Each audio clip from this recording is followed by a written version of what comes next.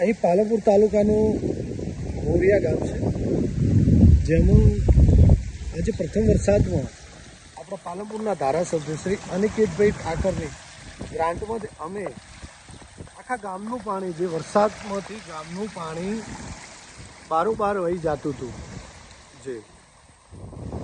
એ અમે એમની ગ્રાન્ટનો ઉપયોગ કરી અને જે વેસ્ટેજ પાણી બહાર ના જાય એના માટે અમે એક રિચાર્જ અભિયાન ઉપાડ્યું છે. આપણા દેશના વડાપ્રધાન શ્રી નરેન્દ્રભાઈ મોદીની પહેલ છે કે ગામનું પાણી ગામમાં અને સીમનું પાણી સીમમાં રહે. તો અમે એક નવો પ્રયોગ કર્યો છે. તમે જોઈ શકો છો, આખા ગામનું પાણી અહીંયા કેનાલ દ્વારા બે કેનાલ બનાવવામાં આવી છે. અહીંયા આવે તો જમ્પ બનાવી દીધો છે. ત્યાંથી સીધું અહીંયા કેનાલમાંથી અંડરગ્રાઉન્ડ લાઈન આપી છે. લાઈનથી તમે જોઈ શકો છો આખા ગામનું પાણી સીધું આ કેનાલમાં આવે છે. આ કેનાલમાંથી આવી તમે જોઈ શકો છો સામે જે વરસાદનું પાણી આ પાકું છે આખા ગામનું. પાકા રસ્તાથી જે ગામનું પાણી બારોબાર અહીંથી વહી જતું હતું સામેથી, તો એનો અમે સદઉપયોગ કરી એક રિચાર્જ કૂવો તેઓ બનાવ્યો, એક અહીં બનાવ્યો.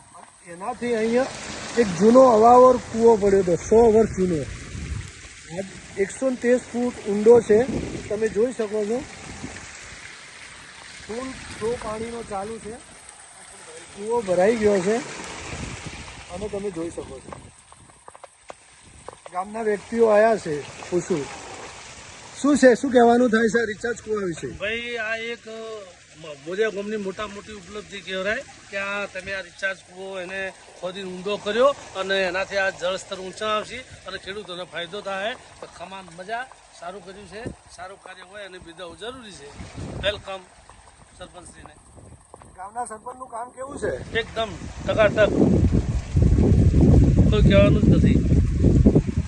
જોઈ શકો છો લોકોમાં ખુશી છે.